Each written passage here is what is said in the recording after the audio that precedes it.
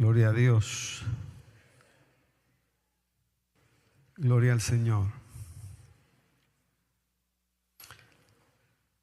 Estamos revisando, hermanas y hermanos, solo una parábola o un pasaje. Mateo capítulo 24, verso 37. Es una parábola, más bien es un sermón o un mensaje que el Señor le deja a sus discípulos en vista al futuro. Importante ver el futuro. El futuro de la iglesia no es igual que el futuro de la gente que no conoce al Señor. Y nosotros tenemos, hermano, una esperanza que es que Él prometió regresar. Pero deja como ciertos indicadores de los cuales tenemos que sacar alguna lección. Aunque en este pasaje, hermano, está hablando que son acontecimientos que se van a dar después de la tribulación, ¿sigues? O es en medio de la tribulación, en ese periodo, porque no está hablando de gran tribulación, sino está hablando de tribulación.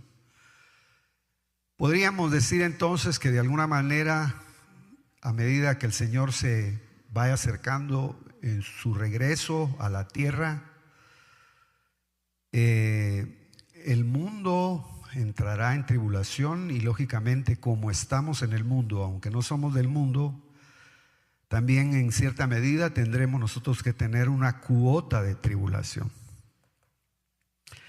Pero ahí el Señor está haciendo un recordatorio de algo que acontecía en los días de Noé. Aunque en una versión, hermano, yo encontré un detallito que le quiero trasladar. Pero podemos buscar Mateo 24:37.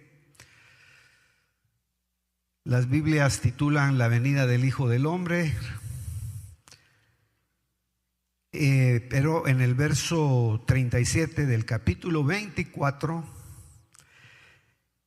dice que los días que se acercan o que se van a dar y van a tener parecido, van a ser los días de Noé, más como, dice, hace una comparación ahí, más como.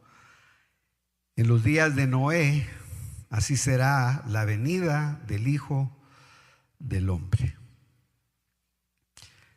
Tal vez si yo leo acá en esta versión, dice, voy a leer 36, pero aquel día y aquella hora nadie lo sabe, ni aun los ángeles del cielo, sino solo mi Padre. Mas como en los días de Noé, así será la venida del Hijo del Hombre.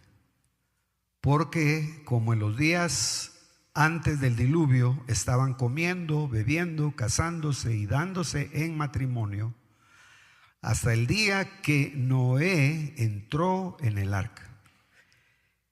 Y se dieron cuenta hasta que vino el diluvio y se los llevó a todos. Así será la venida del Hijo del Hombre. Entonces estarán dos en el campo y uno será tomado y el otro será dejado. Dos mujeres estarán moliendo en un molino, la una será tomada y la otra será dejada. Velad pues, porque no sabéis a qué hora ha de venir vuestro Señor. Y dice, y comprended aquello de que si el padre de familia supiese a qué hora iba a venir el ladrón, velaría y no dejaría que horadasen su casa. Me llamó mucho la atención, hermano, la palabra horadar, porque esa palabra también está relacionada con el trabajo o el trato que hicieron con el cuerpo de Cristo y lo horadaron, lo golpearon. Pero es una forma, tal vez solo para definir el versículo, es una forma de golpear. Y si está relacionado con el cuerpo y el cuerpo relacionado con la casa, quiere decir, hermano, que así como una casa puede ser horadada y pueden abrir un boquete, porque lo que significa también en la palabra horadar es una palabra que se denomina buitrón. Buitrón o butrón, se la voy a buscar acá mejor, la tenía anotada. Es una palabra que habla de un hoyo que se hacía en las paredes, principalmente butrón. Era un hoyo que se hacía principalmente en las paredes de barro. Entonces tenían que estar golpeando y golpeando hasta hacer un gran boquete, y por ahí era donde se introducía el ladrón. Me llamó mucho la atención que en esta versión dice: y no dejaría que horadasen su casa. Solo voy a leer aquí 5:76. Golpear, dice. No es cosa nueva entre los malos servidores el tratar violentamente a sus consiervos y a sus subordinados. Este mal siervo les golpea para imponer su autoridad o porque le echan en cara su conducta, o porque no le hacen tantas reverencias como espera de ellos. Fíjese, está refiriéndose a una relación de maltrato. Pero en este caso yo no quisiera utilizar esa palabra referida, hermano, a la interrelación entre un siervo de mayor rango con un siervo de menor rango, aunque no podemos dejar de hacer un lado ese principio, sino más bien aplicable al hecho. Le voy a leer aquí esta versión de que el Señor está advirtiendo y está anticipando al pueblo que pueden orar, que si el pueblo no vela, del pueblo de esa época, o a las personas a las que le está dirigiendo esta parábola, si no se vela, se corre el riesgo de que venga el ladrón y horade, penetre la casa. Entonces es interesante el concepto, porque de alguna manera ya no se está relacionando solamente con algo que nos relacione entre con siervos, sino se está refiriendo a la morada que debemos de cuidar. Si Dios me permite, tal vez solo dejé ese concepto para trasladárselo y que lo analicemos. Si nosotros ya estudiamos y vamos viendo, hermano, toda la correlatividad del pasaje, el Señor está hablando precisamente acerca de su partida. Los discípulos estaban muy entretenidos, como queriéndole a él mostrar los edificios del templo, la hermosura de la construcción que se había hecho. Si usted hace una relación de esa lectura, y es donde el Señor les habla, hermano, de cómo ese templo va a ser destruido y no va a quedar piedra sobre piedra. Pero la razón de la invasión que se cumplió, como ya se ha estudiado, en el año 70, fue porque evidentemente ellos no supieron aprovechar la visita del Señor. Yo generalizaría un poquito. El pueblo se volvió, vamos a decir, muy despilfarrador de la visita de Dios. No le dio valor a una visita del Señor. Y eso sí, sería muy considerable que nosotros lo analicemos. La pregunta será, valga la redundancia, ¿será que el Señor nos visita en lo personal de una forma constante? ¿O será que nosotros estamos por nuestra misma necesidad buscando al Señor constantemente, pero Él a veces se deja ver para que lo encontremos? Y a veces, aunque no lo busquemos, Él nos visita. Como el caso, por ejemplo, de la mujer de Samaria. Ella no estaba preocupada de una visita del Señor. Ella estaba más preocupada de estar sacando agua de un pozo para aligerar su sed. Pero interesante, el Señor dijo: a mí me es necesario pasar por Samaria.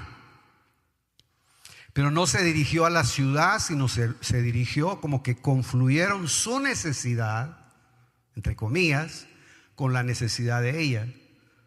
Porque de alguna manera se ve en todo el contexto que los discípulos habían ido a la ciudad a buscarle alimento. Y él se queda, a propósito, usted lo sabe, sentado en el pozo, esperando a la mujer a la que le tenía que trasladar un mensaje, hasta que le esclareció todo el panorama. A ella le cambió la vida esa visitación.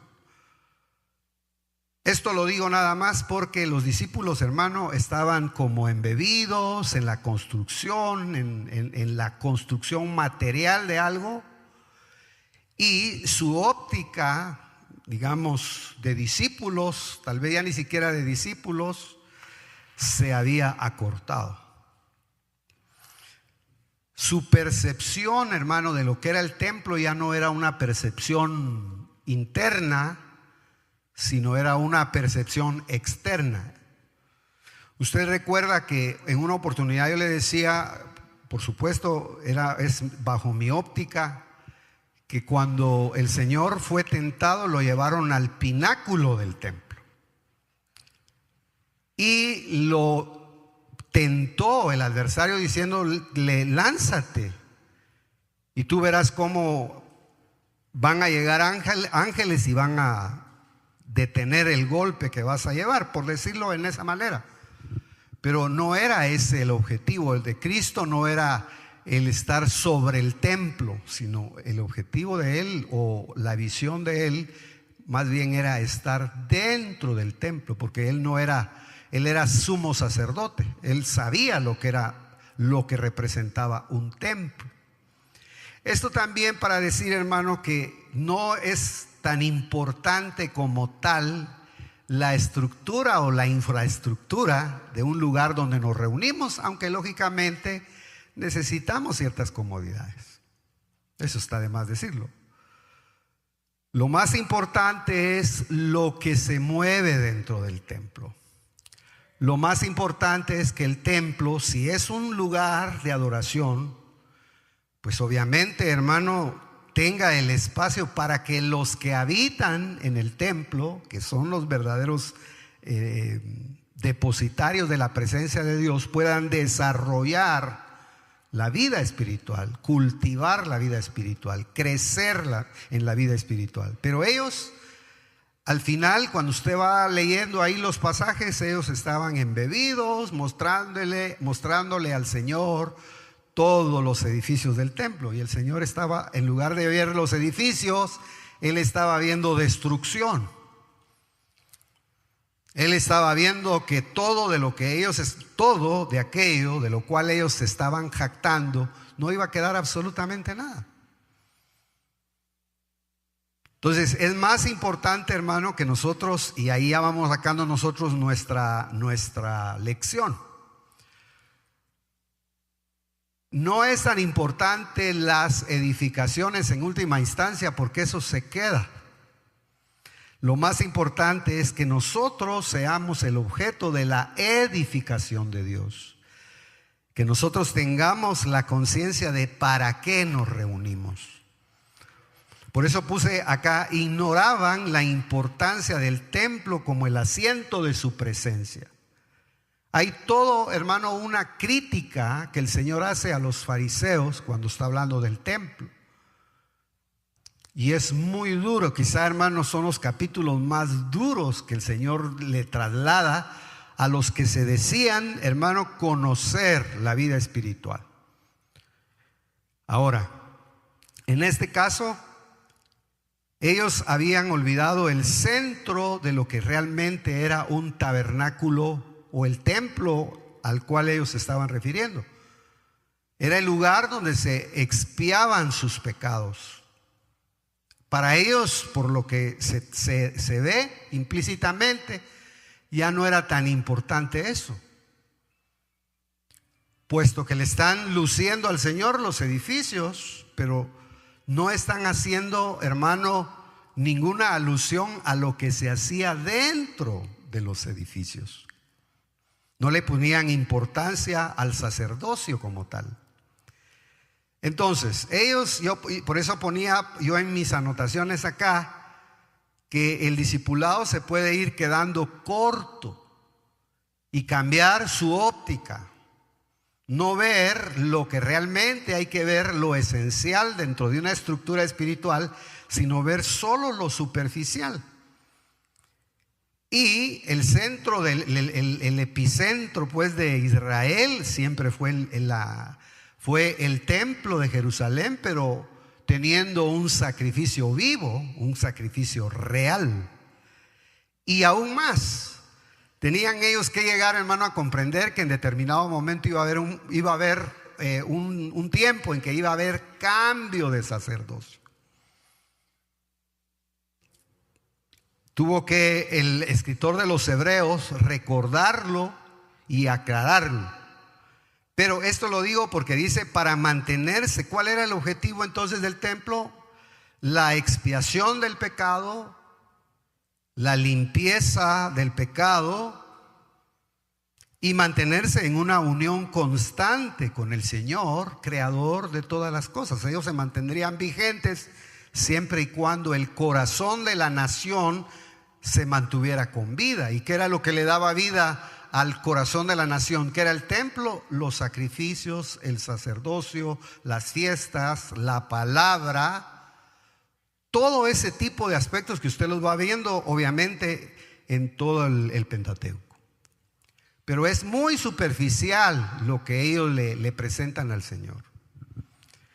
Esos edificios, hermano, iban a ser destruidos, y lo que tanto ellos habían edificado por mucho tiempo, Él lo iba a destruir en un ratito.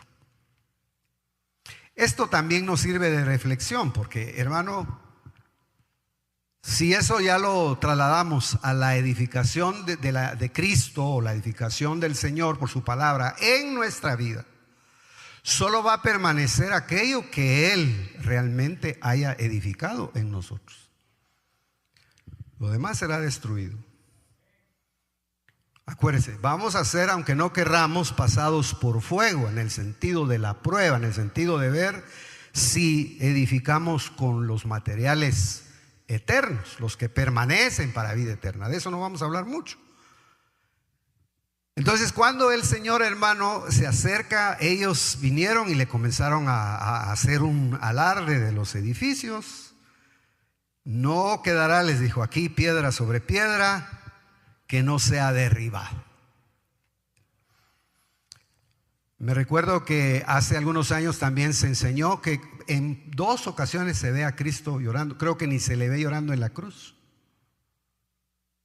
Si usted lo analiza, no se le ve a Él llorando en la cruz, sino se le ve llorando cuando Lázaro, le dan la noticia de que Lázaro fue llevado al cementerio, y llora cuando desde cierta distancia ve Jerusalén casi destruida, porque evidentemente ha de haber estado viendo él toda la destrucción de Jerusalén, todo el sitio que les venía. Imagínense, hermano, que agarraban a las embarazadas, les abrían el estómago, les sacaban a los niños y los somataban en la pared. Eso fue una cosa horrible. Si usted de alguna manera quiere como puntualizar toda la masacre que hicieron en Jerusalén en los días del general Tito o Antíoco, porque fueron 2 invasiones, Lamentaciones. Jeremías, hermano, lo profetizó, lo visualizó, lo trasladó, pero no lo captaron. Que Dios nos dé a nosotros, hermano, ojos espirituales. El Señor lloró sobre la ciudad porque no comprendieron qué era lo que les conducía, dice la palabra, a estar en paz. ¿Por qué? Porque sus ojos estaban velados, sus ojos espirituales estaban velados. Ellos veían, hermano, lo que impresionaba a su mente natural, pero no veían, hermano, lo espiritual. Y eso ya va introduciéndonos, hermano, en el punto de que en lo postrero de los tiempos metámonos nosotros también en el trato, podemos ser nosotros seducidos en nuestros sentidos. Es una gran batalla la que hay ahora, hermano, con los sentidos de la iglesia. Y todos estamos metidos en eso. Porque Dios nos ayude. Entonces, lo que se avecinaba era, no, hermano, la gloria tal vez que ellos se imaginaban, sino lo que se avecinaba era el sitio del templo. Sitiando el templo, no estaban sitiando solo el templo, estaban sitiando la ciudad. Al final sitiaron la ciudad, y obviamente no era solo la destrucción de los muros de la ciudad, sino era la destrucción del objetivo principal de la ciudad, que era destruir la nación elegida por Dios para que ellos fueran los que difundieran el mensaje de Cristo. Porque, hermano, ¿qué objetivo tiene que él se hubiera preparado? Mire, hermano, a veces uno lamenta perder su tiempo. Yo en estos años, si le abro mi corazón, he estado entrando como en una forma de lamentarme conmigo mismo. ¿En qué sentido? En el sentido, hermano, de que uno a veces desperdicia su tiempo. Uno a veces dice, si tuviera otros 25 años menos. Resulta que ya nos agarró la tarde. Ya son las 6:30 de la tarde para algunos de nosotros. No, pues para usted no, para mí pues. Yo miro el reloj y digo, ya son las 7:30. Entonces, ¿por qué le digo eso? Porque, hermano, uno se lamenta, uno quisiera tener fuerza, uno quisiera volver hacia atrás. Yo venía oyendo música en el vehículo y venía oyendo un canto de hace como 25 años, hermano. Y oía al varón de Dios que estaba cantando y decía, qué preciosas voces, qué lindo como canta. Pero si usted lo oye hoy, cambió radicalmente su estructura. Claro, ahí el Señor se encargará, pero yo algo que le estoy tratando de dejar en su corazón es que es necesario que nosotros revisemos en nuestra vida esos detallitos. Uno a veces comienza a lamentarse de que el tiempo está pasando. Fíjese, quedando ellos encerrados, destruyeron, hermano, el objetivo real, que era que la nación israelita llevara el mensaje a las naciones. Y precisamente venía yo oyendo un canto que dice, heme aquí, Señor, envíame a mí. Llevaré tu gloria a las naciones. Pero se puede imaginar, hermano, que es llevar la gloria de Dios a las naciones. Es una petición muy fuerte. Ahora, es interesante porque mire cómo el adversario sabe qué es lo que va a atacar. Por eso no me canso de decirlo. La gloria de Guatemala como nación debe ser algún remanente fiel que Dios ha dejado en este país. No es ni siquiera todo el pueblo que entre comillas es cristiano. Deben ser los 7,000 que saber por dónde están regaditos, que no han doblado sus rodillas a Baal y permanecen en comunión con el Señor en lo secreto. Pero no podemos negar que sobre Guatemala se están librando batallas y usted lo va a ir viendo en el camino. Usted lo va a ir viendo y yo solo le dejo la voz para que, hermano, se vaya preparando. Y se vaya preparando espiritualmente. No, hermano, para estar reprendiendo al aire y estar echando fuera demonios, para cuidar su casa. Para cuidar a sus hijos, si es abuelito, a sus nietos, si es abuelita, a sus nietos, si es esposo, a sus hijos.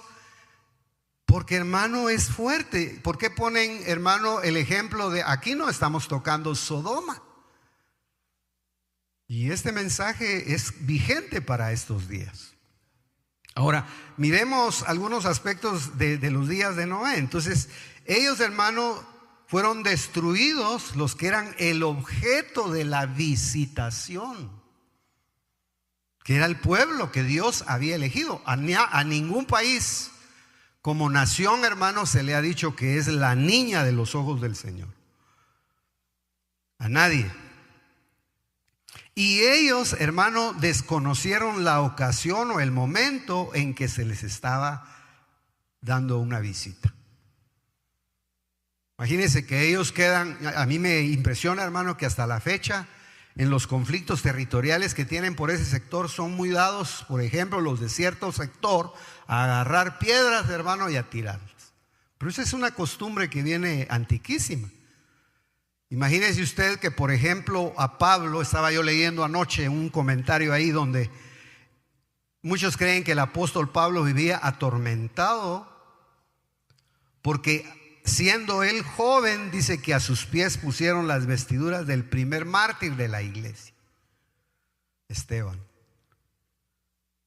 Pero cuando uno ya mira otros contextos, como no podían, hermano, para matar a alguien tenía que ser por boca de 2 o 3 testigos, según la ley. Entonces algunos llegan a pensar que Pablo pudo haber también sido testigo o estuvo muy cerca del lugar donde lapidaron a Esteban. Pero sabe, hermano, que la primera pedrada la tenía que dar el primer testigo. El que iba iba como denunciante tenía que agarrar una piedra, y no agarraba una piedra pequeña, agarraba una piedrecita algo grande y no los lapidaban así de cerca, sino los llevaban a un lugar que era como un despeñadero y los tiraban ahí. Y si quedaban vivos, tenían que rematarlos los testigos. Y si con la primera pedrada del primer testigo no moría, entonces entraba el segundo. Y si no, tenía que llegar el tercero. Y a veces tenían, hermano, según los investigadores, tenían que agarrar piedras tan grandes hasta destrozar el cuerpo de la persona. Ahora, ¿por qué le estoy hablando de eso? Porque es bien complejo y se puede usted imaginar, hermano, cómo permaneció Pablo con esa aflicción. Algunos creen que cuando a Cristo también lo quisieron llevar a un despeñadero, lo quisieron tirar al fondo de un barranco, pues. Pero no era el momento de que ellos echaran mano del Señor, porque Él no venía para eso. Ahora, yo le dejo esta reflexión porque, hermano, es necesario. Y no sé por qué le estaba comentando lo de las piedras. Pero de alguna manera necesitamos nosotros aprovechar el tiempo, lo está diciendo claro, el tiempo de la visitación de Dios. ¿Para qué? Para que nuestro ser espiritual esté siendo preparado. No hay preparación si no hay visitación. Y cuando ya se habla de visitación, hermano, yo estaba viendo, por ejemplo, acá, que en la visita que le hicieron a Abraham, hermano, vamos a decirlo de esta manera, liberaron a Sara de 90 años de esterilidad, porque Sara ya tenía 90 años, dice. Imagínense. Cuando llegaron los visitantes celestiales a la casa de Abraham, dijo, y oyeron la promesa que el Señor les había dado, Sara no se rió tan efusivamente. Dice la Biblia que ella se rió para adentro, como hacia su interior. Dijo, ¿cómo va a ser posible que yo, siendo una mujer que ya no tenga placer, que ya no tenga la costumbre que las mujeres tienen, vaya a quedar embarazada y mi esposo también, si estamos en la misma? Los dos somos pasitas. Y se extrañaron de la promesa, pero uno de los varones le dijo, Sara, ¿y por qué te reíste? ¿Habrá algo imposible para Dios? No, dijo, yo no me reí. Bien, te reíste. Porque a veces, hermano, las promesas de Dios nos dan risa. Son cosas que creemos que no podemos alcanzar, pero acuérdese que los milagros los hace Él. Lo único que usted tiene que hacer y tenemos que aprender, o tenemos que fortalecernos, es creer que Dios es poderoso para hacer su obra en nuestra vida. Entonces, cuando se está hablando de visitación, hermano, imagínese un hijo a los 90 años. Génesis 17 dice, entonces Abraham se postró sobre su rostro y se rió. Y dijo en su corazón, a un hombre de 100 años le nacerá un hijo. Y Sara, que tenía ya 90 años, concebirá. Pero Sara también se rió. Porque, hermano, la vida espiritual puede provocar en nosotros cosas que creemos que no las puede hacer el Señor. Estamos dentro del campo de Dios, no estamos en el campo limitado. Estamos en el campo de Dios, en donde todo es posible. Todo es posible para Dios. Tal vez para no entretenerlo mucho, ahí están los pasajes en Génesis 18:12. ¿Tendré placer después de haber envejecido siendo también viejo mi Señor? ¿Concebiré en verdad siendo tan vieja? Estaba llena de dudas. Hay algo demasiado difícil para el Señor, le dijeron. Y le dieron la promesa. Y, hermano, al tiempo en que le dieron la promesa, llegó la visita de Dios. Y lo que Dios le había prometido, se lo dio, porque Dios no miente, Dios es verdad. Entonces, si a usted Dios le ha prometido algo, sea firme en su fe. Manténgase adorando, manténgase glorificando a Dios, porque dice que Abraham se fortalecía dándole gloria a Dios. Que llegue alguien a desanimarlo, que llegue a desinflarlo, que llegue a hablarle contra lo que es la fortaleza de su fe, déjelo ahí y usted siga adorando a Dios y glorificando a Dios y dándole a Él el honor y la gloria por todos los siglos, y se va a fortalecer. Sí, yo solamente estoy resaltando el hecho de que Israel, hermano, no supo discernir que Dios tiene un tiempo de visita. Dice, el Señor visitó al pueblo de Israel después de muchos años y los mantuvo anclados proféticamente. A mí me gustó eso, porque acuérdese que circunstancialmente, o entre comillas, sale el hijo, uno de los hijos más pequeños, el antepenúltimo, sale ni siquiera a pastorear, sino sale a dejar comida a sus hermanos. Y cuando llega al lugar donde están sus hermanos, se arma todo un gran problema. Resulta que ya no regresa, lo venden, mejor dicho, lo meten en una cisterna. Usted sabe toda la historia de José, y José fue a parar a Egipto. No volvió a regresar a su casa. Toda la historia de José, José desarrolla, llega a ser el segundo en el reino, muere en Egipto.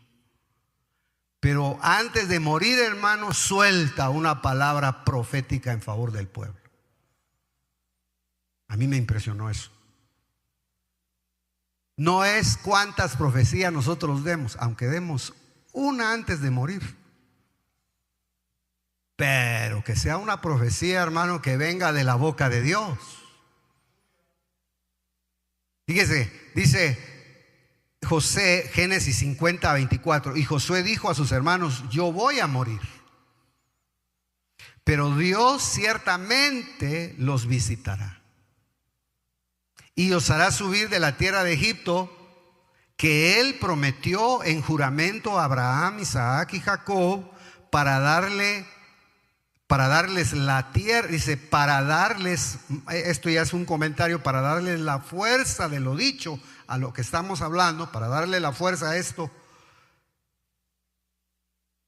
Fíjese, yo puse en esta anotación: el Señor visitó al pueblo de Israel después de muchos años, y lo tremendo es que la promesa se la habían dado primero a Abraham. Abraham se la trasladó a Isaac, Isaac se la trasladó a Jacob, y Jacob se la trasladó a la cuarta generación, que era José. Y José ya iba a morir, pero dijo: mi padre, a mi abuelo, a mi bisabuelo le hablaron de que el pueblo lo iba a visitar Dios después de 430 años y los iba a sacar con mano fuerte de Egipto. ¿Sabe cómo vio eso? El pasado lo puso en el futuro por medio de la palabra. Algo que ellos ni siquiera oyeron. Porque esa generación que se crió en Egipto, hermano, ya no oyó tal vez eso. No creo que hayan habido, aunque vivían mucho tiempo, no creo que hayan habido vivos de 400 años. Pero José tenía guardada la palabra profética en su corazón. Y les dijo: yo me voy a morir. Les recomiendo que no me vayan a dejar aquí en Egipto. Por favor, me llevan a la tierra que le ofrecieron a mi abuelo, a mi bisabuelo y a mi padre. Y agarró, hermano, esa promesa que estaba pero olvidada y la puso enfrente de todos. ¿Se puede usted imaginar, hermano, la importancia de la palabra, pero la palabra que realmente sale de la boca de Dios? ¿Quiere usted tener palabra de Dios? Hable con Él y obedézcale. ¿Quiere usted tener palabra de Dios? Pásese hablando con Él y obedézcale. Porque si no, hermano, aunque nosotros digamos así dice el Señor, corremos riesgos. Entonces la idea es, y no mire, si es la profecía es bien certera. Ya casi, no sé si gritó, no había grupo de alabanza, pero lo que les dijo se cumplió.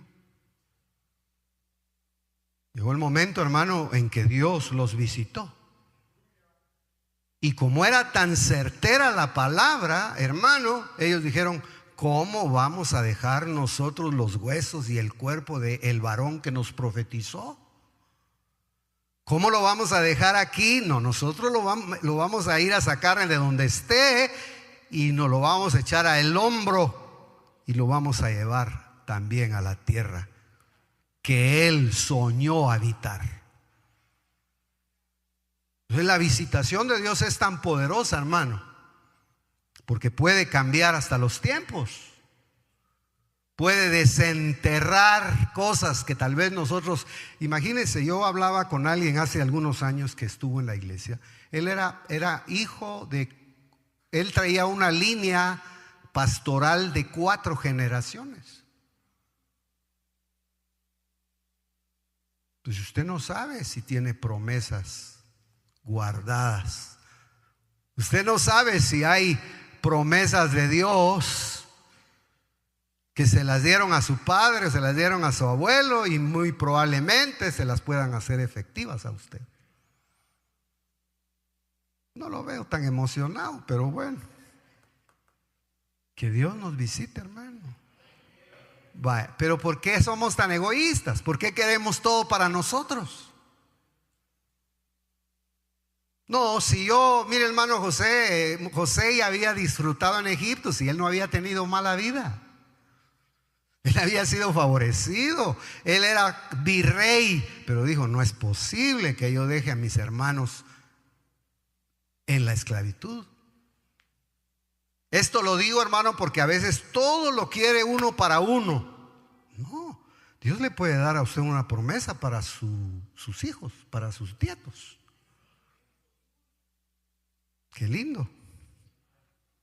Entonces, las visitas del Señor Jesús también hay que analizarlas. Eso es mucho más amplio. La mujer samaritana, la visita a la casa de Marta y María, la visita a Zaqueo, la visita a la suegra de Pedro. Hasta chistes hacen en los púlpitos. Es que Jesús sí ama a las suegras. No, aquí no se trata de que uno no ame a las suegras. Se trata de que nos amemos como hermanos en el Señor. Renunciemos a esos espíritus raros, hermano. Ahora, ¿por qué le estoy leyendo yo este pasaje, hermano? Porque dice entonces que Israel desaprovechó la visita de Dios.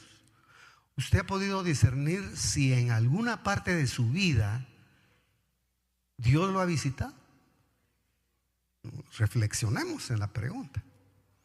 Usted puede discernir si en alguna parte de su trayectoria como cristiano usted puede decir, sí me visitó Dios en tal oportunidad. Y hermano, si usted es de esos afortunados, como dijo el hermano Agustín, me gusta mucho su frase, abrácese y felicítese, porque eso no es por designio humano, no es del que quiere, no es del que corre, sino es de Dios que tiene misericordia de nosotros. Entonces hay que aprovechar la visitación de Dios. ¿Se dieron cuenta? Dice, mire, solo déjenme leerle esta parte. Entonces, hay una versión, por ejemplo, en el verso 38, que es del pasaje que estamos hablando acerca de las preguntas que le hacían al Señor. Dice, porque como pasó en los días que precedieron al diluvio, en los días que seguían, dice, en los días que seguían comiendo, bebiendo y tomando marido y esposa, hasta el día mismo en que Noé entró al arca. Yo me preguntaba, ¿será malo comer? Qué rico es comer, ¿verdad? ¿Será malo beber? Depende qué. ¿Verdad? Si usted se está bebiendo su juguito de naranja, pues no hay problema, es para calmar la sed. ¿Será malo casarse? Tampoco. Pero a mi manera de entender, no es lo prioritario. Se puede comer, se puede beber, se puede casar uno con una. Pero, ¿qué sucedía en los días de Noé? Como que, hermano, estaban enajenados y entregados. Déjenme tal vez solo decir eso. Estaban enajenados y entregados totalmente solo a eso. Y no se dieron cuenta que mientras comían, bebían y se casaban, había un plan de salvación en la vecindad. Porque se puede usted imaginar, se ahogaron los vecinos de Noé. Yo me imagino, hermano, que salían y pasaban saludando y decían, ya lo oyó usted muchas veces, pero yo lo vuelvo a repetir. Ahí está otra vez ese viejito haciendo ese su barco. Pero, hermano, si ese plan era para que todos de alguna manera participaran, porque Primera de Pedro dice que Noé fue pregonero de justicia. Entonces, no es malo comer, lo que es malo es la gula o el gula. Fíjese que yo ya le conté a usted que en México audiblemente en la madrugada me dijeron a mí, espíritu de gula. Entonces, no es malo comer, pero sí hay que saber comer. Y cuando está hablando de comida, no está comiendo de ingerir solo cosas biológicas, hermano. Está hablando de que nos nutrimos. ¿De qué nos alimentamos? Si nos alimentamos de lo espiritual. ¿Por qué lo digo? Porque cuando los discípulos regresaron a el pozo donde el Señor le había resuelto la vida a una mujer insatisfecha, Él les dijo, los hermanos llegaron con el McDonald's. Señor, aquí está tu hamburguesa. Entonces le dijo, miren, yo tengo otra comida. Y esa comida se queda uno satisfecho. ¿Y cuál es? Es hacer la voluntad de mi Padre. Cuando hago lo que Él me manda a hacer, me quedo sin hambre, me quedo satisfecho. Déjeme decirle algo. ¿Usted por qué cree que hay gente que toda la vida anda ansiosa por comer? ¿Qué será la ansiedad? Es un problema de alma. Entonces el problema no es la comida. Hay gente que cuando está nerviosa, hermanos, traga, pero y traga y traga. Entonces el problema no es en sí el concepto que se tiene de comer.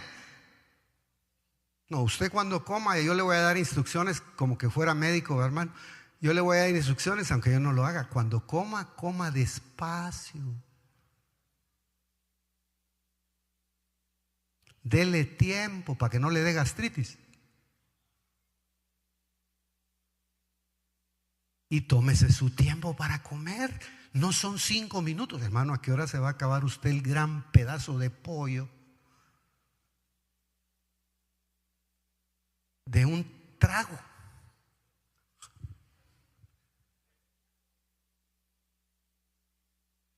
No, si le pasa a su esposa, le cocinó un pollo por hora y media por lo menos, ¿o no? Hermano, yo he ido a lugares donde nos han pasado un pollo completo. Y hermano, no llega uno pero ni a media pierna. ¿Por qué le estoy hablando de esto, hermano? Porque ahí no está hablando solamente de la comida biológica. Está hablando de la comida espiritual. Y si estamos poniendo el ejemplo de lo espiritual, ¿cómo será? Perdón, lo material, ¿cómo será lo espiritual? Hay gente que no digiere lo que come. Hay gente que se atraganta con lo que le dan. Yo veo mucha gente atragantada. Repite verdades que ni entiende. Habla de temas que ni entiende. Y no estoy enojado. Nada más estoy gritando. Nos gusta repetir cosas que no entendemos, hermano, o que ni oímos. No, nosotros tenemos que digerir lo que estamos comiendo espiritualmente. Es interesante. Parecen temas bien sencillitos, pero quiere decir, hermano, que la gente era tan material que perdió la sensibilidad, todo eso. Pero alguna cosa más y lo dejo ir. No se dieron cuenta que mientras comían, bebían y se casaban, Dios había diseñado un plan salvador. En él pudieron haber tenido participación, pero como se burlaban, no participaron. Se estaba construyendo el plan de salvación en sus propios ojos. Ellos vieron el plan de salvación, hermano, viendo todos los días, pasaban viendo el plan de salvación. De repente vino el diluvio y se los llevó a todos y comenzaron a querer entrar al arca, pero como dice la escritura, Dios fue el que cerró la puerta. Y esto considérémoslo. Si está diciendo que Él es el que cierra la puerta, quiere decir qué terrible cosa es cuando Dios le cierra la puerta a uno para algo. Porque acuérdese, hermano, cómo dice la llave que le dieron a David. David tenía una llave. Y él dice, porque con esta llave cuando Dios abre no hay quien cierre. Pero cuando Dios cierra no hay quien abra. Entonces que Dios nos ayude. ¿Sabe, hermano, que yo he estado viendo en noticias, están despertando los judíos. Hay mucho judío cantando alabanzas que nosotros cantamos en hebreo. Hay mucha gente que se está convirtiendo, hermano, en el secreto. Yo creo que se va a cumplir porque la palabra lo dice. Romanos capítulo 11. Y eso ya es una señal de los tiempos que han de venir. Por eso, Iglesia de Cristo, no nos podemos dormir.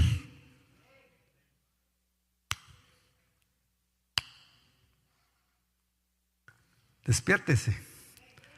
Despertémonos los que dormimos, porque Cristo nos va a alumbrar.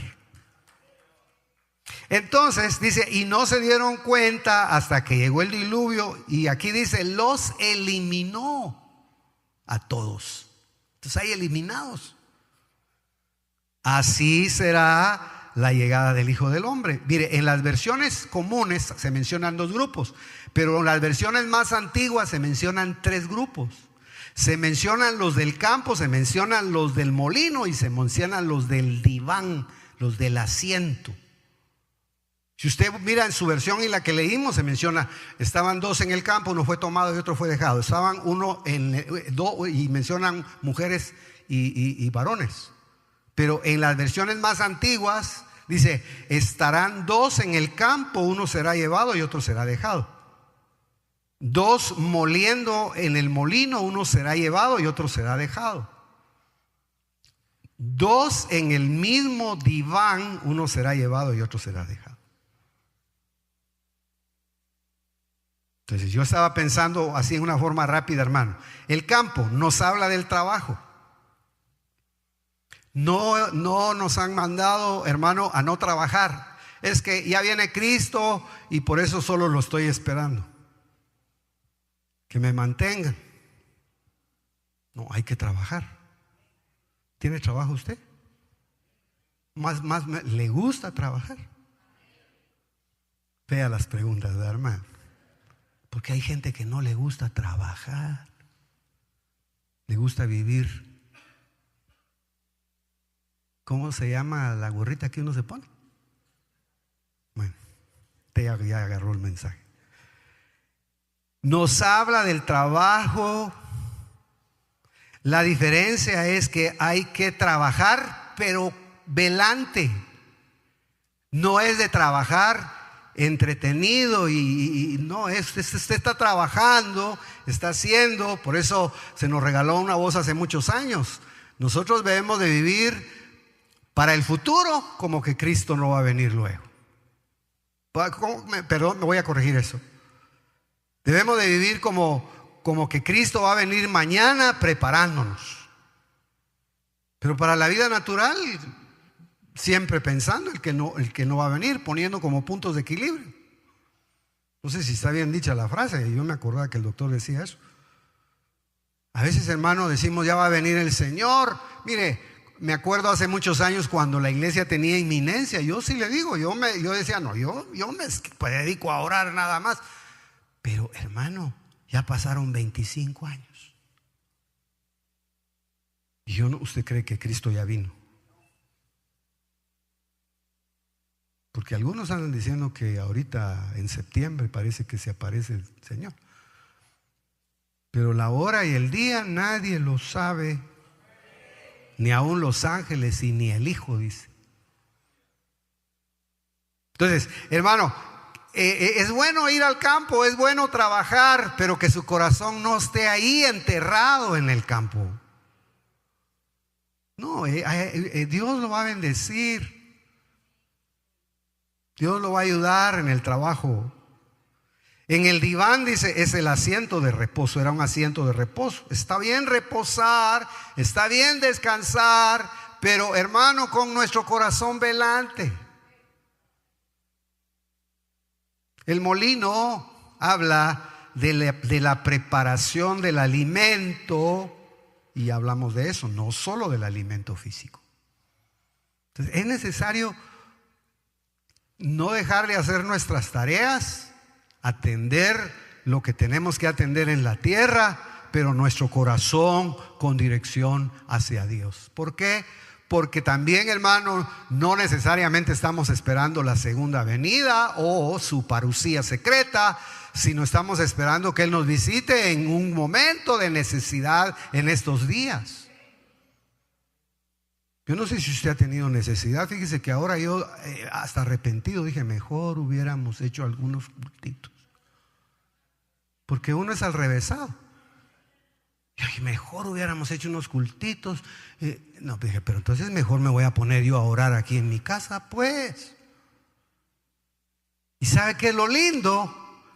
Que se hinca uno, hermano, y Dios en su infinita misericordia lo visita.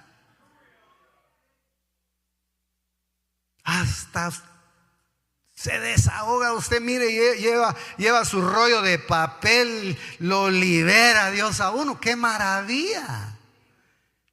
Y yo no creo que eso sea solo para una persona. Yo creo que eso es para todos los que estamos aquí sentados. Por eso predicábamos el domingo. Si el Espíritu Santo de Dios reposó sobre su vida, usted es dichoso y es bienaventurado, porque quiere decir que Él va a estar constantemente ministrándolo, eligiéndolo para una ministración específica. Que Dios nos ayude, hermanos. Y solo déjeme terminar. Dice, entendiendo bien, estoy leyendo una traducción, dice, entendiendo bien, sin embargo, si el amo de la casa hubiera sabido a qué hora llega el ladrón, habría velado y no habría dejado que horadasen la casa. Pero fíjese que, si usted me permite decirlo de esta manera, quiere decir, hermano, que aparte de la visita del Señor, hay otra visita, que es la del ladrón. Aparte de que el Señor va a llegar el momento y que hay que velar por eso, pero no hay que velar solo porque Él se aparezca, hay que velar porque el ladrón no le horade su casa, no esté golpeando. Y sabe que, hermano, el diablo sabe, y él es paciente, y él es perseverante, y él, hermano, trabaja en niveles donde, y él sabe de qué pata cojeamos. Él conoce. Usted ya se acuerda de lo que yo le dije en una oportunidad, que el adversario se puede sentar 25 años frente a su casa a esperar. ¿Sabe usted eso, hermano? El diablo no está en el tiempo nuestro, ni los demonios. Él puede mandar un demonio a sentarse ahí, mire, ya salió, ya se fue para tal lado. Ay, olvídese. Este es evangelio para niños, pero es real.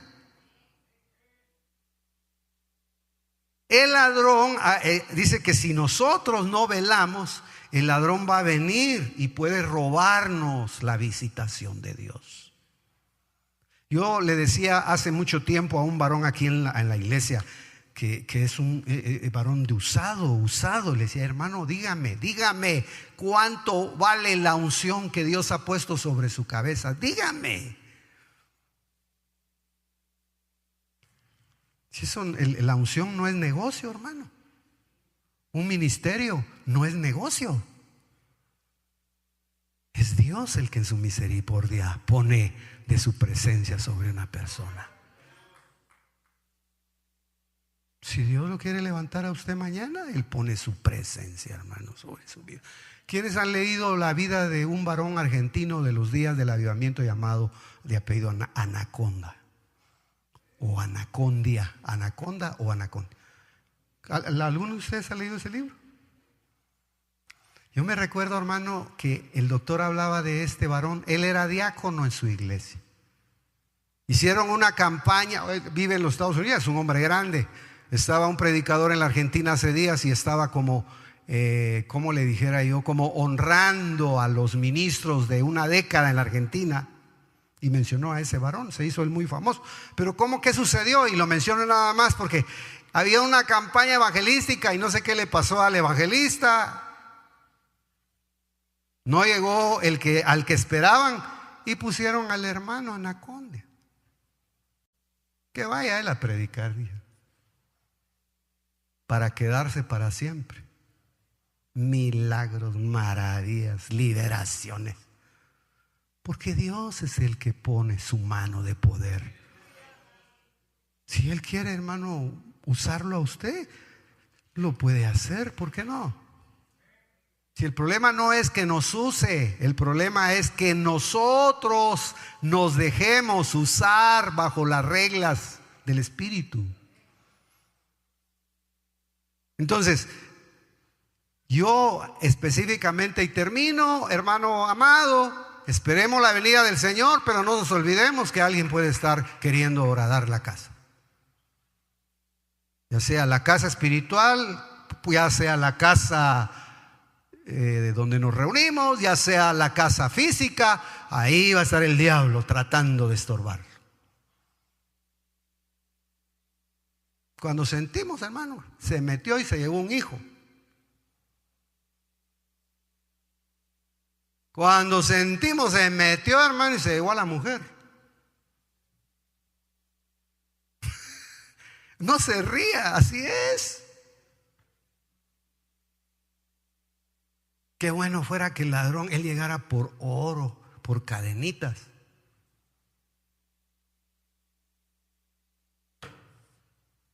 Eso era lo que es, que en los días de Cristo, hermano, los historiadores comentan que el Señor no solo era carpintero, como dicen, Él era artesano, Él sabía de construcción. Y por eso les hablaba en parábolas entendibles y les explicaba: miren, cuiden su casa, porque yo he visto los grandes boquetes que están haciendo. Eso sucedía en Sodoma, eso sucedía en los días de Noé. Se vivían robando las cosas. Entonces la gente trabajaba y trabajaba, pero no les aprovechaba. Hermano amado, el diablo, que el Señor lo reprenda, solo ha venido para matar, robar y destruir. Asústese, se pueden meter a las iglesias. Allí, aunque no diga usted amén, se meten a las iglesias, los falsos.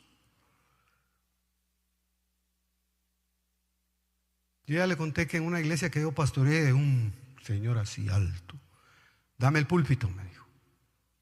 A pedirme el púlpito, hermano. Mire, yo hasta temblando, como era altote. Pero dije: no, a mí me dieron el púlpito. Cuando ya yo me vaya, pues se lo entrego a quien se lo tengo que entregar, y se lo entregué a quien se lo tenía que entregar. ¿Qué le trato de decir? Cuide su casa, que su espíritu esté velante, porque el enemigo anda como león crujiente, viendo a quién estorba y a quién devora. Amén. Las 9:02. Le damos gracias al Señor. Dios es bueno y Él es fiel con su vida. Hermano, vaya, para que no nos asustemos, pues, tal vez no, pero ¿y si le robaron la oración? ¿Cuándo le quitaron la oración? ¿Cuándo entraron a la casa y le robaron, hermano, algo de valor espiritual? Que Dios tenga misericordia. Dios quiere bendecirlo y quiere fortalecerlo, y quiere que permanezcamos de alguna manera conectados con el Señor. Aleluya. Oramos al Señor.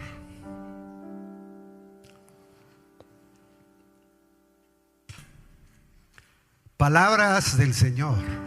Nosotros lo que hacemos es ponerla en un platito. Le ponemos un tomatito, le ponemos algo ahí alrededor. Pero usted no sabe, hermano, si Dios puede visitar su vida. La iglesia ahora ha perdido esa expectativa. Y tenemos que ser honestos. Todos a veces hemos perdido la expectativa.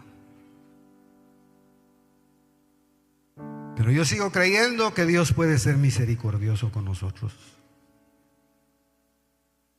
Yo sigo creyendo que el Dios de la gloria puede decidir un día y visitar su casa. Cuando envió a los 70 hermanos, los envió a los hogares y les dijo: miren, tal vez encuentran un hogar que sea digno de recibir lo que yo les he delegado. Ellos llevaban, hermano, poder de liberación, llevaban sanidad, llevaban hasta poder para resucitar muertos. Ahora les dijo: si no quieren recibirlos, entonces sacúdanse los pies y váyanse de esa ciudad. Porque la gente, hermano, es tendiente a rechazar el favor de Dios. Dichoso aquel que sabe valorar lo que Dios le da. No todos los días libera a Dios, no todos los días hay sanidades, no todos los días opera Dios.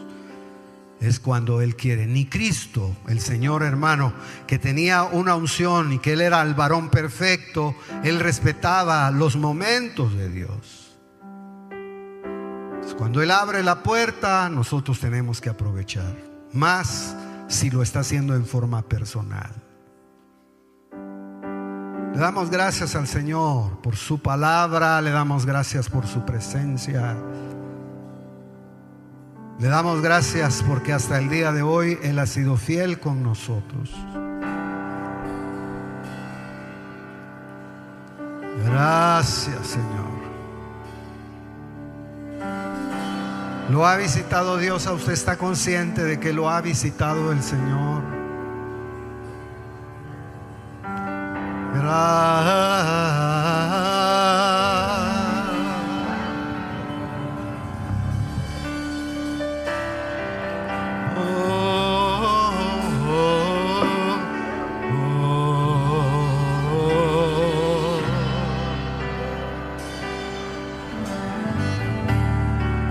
Padre, gracias. Ten piedad de nosotros.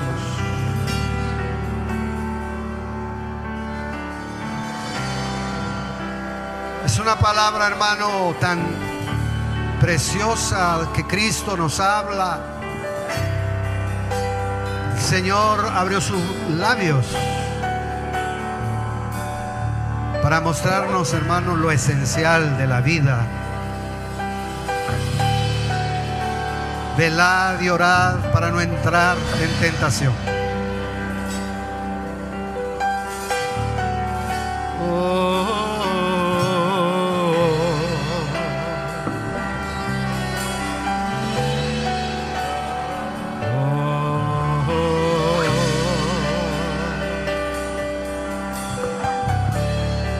Usted y yo necesitamos cada día, necesitamos arrepentirnos.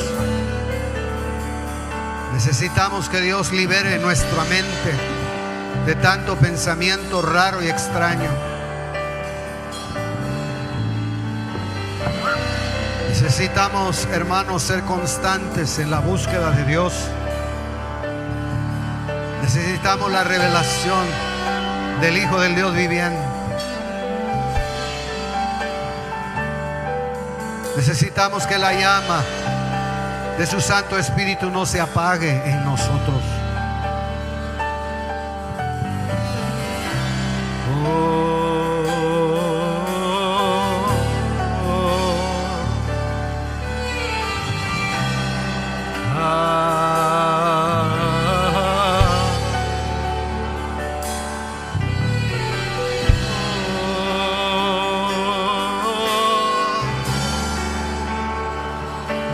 Padre, gracias.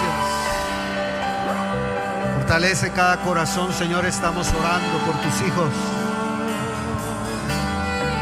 En el nombre poderoso de Jesús. Que la palabra pueda alojarse en el corazón de tus hijos. En el nombre precioso de Jesús. Que tenga su efecto, el efecto deseado.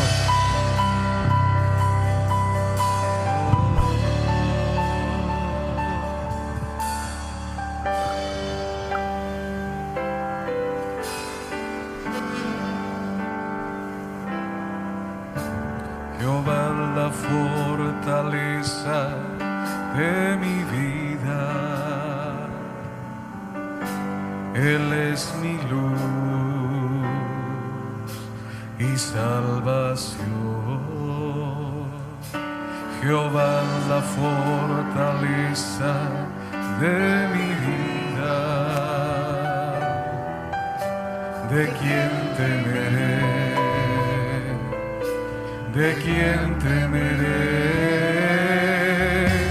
Hubiera yo desmayado, hubiera yo desmayado, si no había de creer que vería la bondad del Señor. Hubiera yo desmayado, hubiera yo desmayado, si no había de creer que vería la bondad del Señor en mi vida.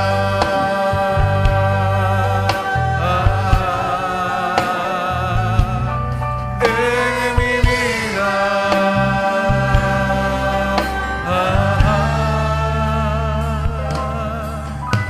Jehová la fortaleza de mi vida. Él es mi luz